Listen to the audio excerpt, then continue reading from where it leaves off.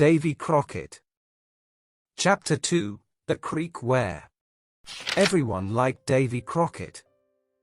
He was always happy, with a big smile.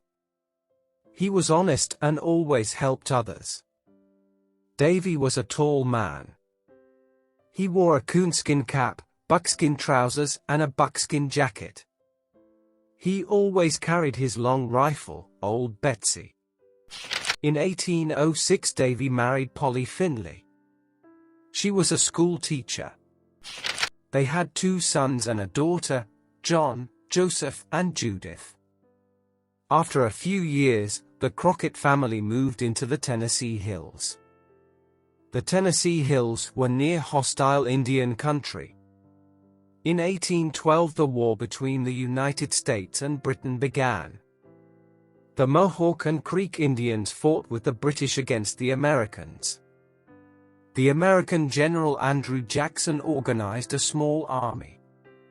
He wanted to fight the Creek Indians and the British. Davy fought with this army.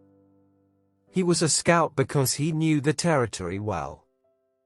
His work as a scout was very important. Davy traveled across Tennessee, the Mississippi Territory, Florida, and Louisiana with General Jackson's army. The Battle of New Orleans was a big victory for General Jackson and the Americans. The war ended in 1814. The British lost the war. The Indians lost their territories and went away. New American families settled in the Tennessee Hills. At the end of the war, Davy returned home to his family. Unfortunately, his wife Polly died. Life was again difficult for Davy. He worked as a trapper and took care of his 3 children. After some time, Davy met Meg Mackinac.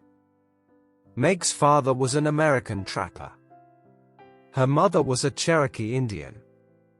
Davy fell in love and married her. They had twins.